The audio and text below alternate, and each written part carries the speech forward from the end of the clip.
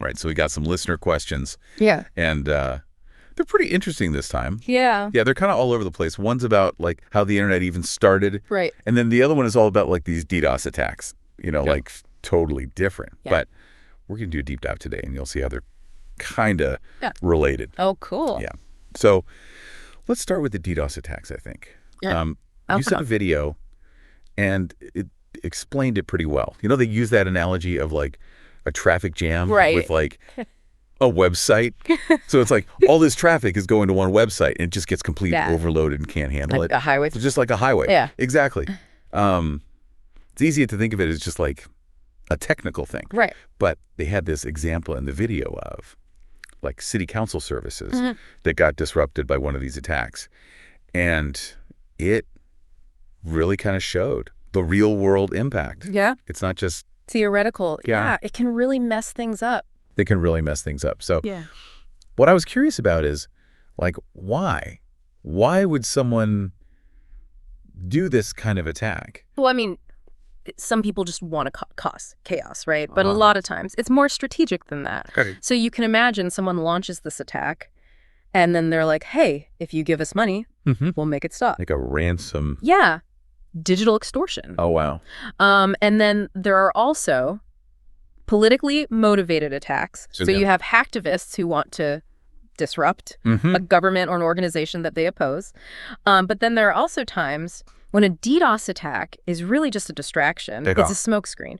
So while everyone is focused on the website being down, the attackers are doing something else more sinister in the background. Like what? Well, it could be data theft or sabotage or, Oh, that's scary. yeah, it's a little unsettling. So how do we protect against this? Well, the video mentioned a few ways. One of them is building things secure by design. Secure by design. What does that even mean? So imagine a city that was built with flood defenses in mind from the very beginning, not just like an afterthought. That's kind of what secure by design is. It's about integrating security into the very foundation of the systems. I see. So you're not trying to like patch holes later. Exactly. You just build it strong from the start. Yeah.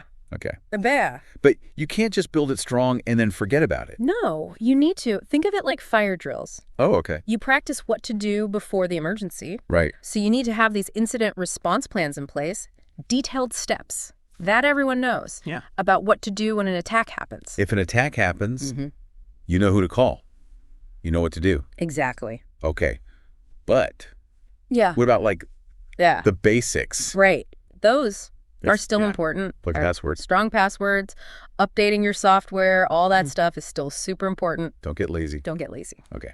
So now, let's go back in time to the very beginning of the internet. Like, how did this all even get started? It is fascinating. It's crazy to think that, like, we didn't always have it. Right? Like, Yeah. take it for granted now. It's just there. Well, But yeah, like, how did it start? Well, it didn't start with cat videos. And social media, No. it actually came from research during the Cold War. Oh, wow. And the goal was to build a communication network that could survive a nuclear attack. That's intense. Yeah. So they built it for resilience from the beginning. Exactly. The idea was no single point of failure.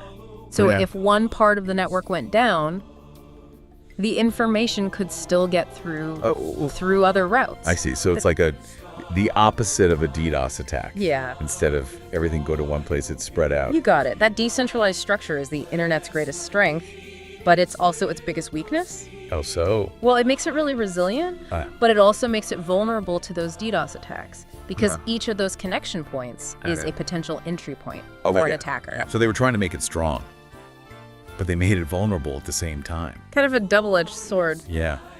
That is an unexpected connection. It is. Makes you wonder, what other strengths of the internet might also have hidden vulnerabilities? No, that's a good question. Yeah. Or what about the other way around? What seems like a weakness could actually be an opportunity. Yeah, like a strength in disguise. Yeah.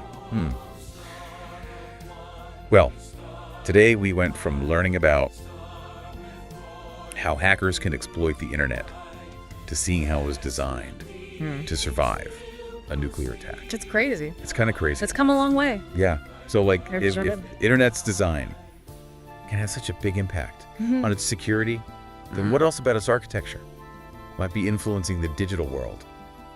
that we don't even realize? Yeah, good question. Yeah, that's something to think about as you keep exploring the internet, this crazy digital world that Yeah. we live in, that we helped create. Right.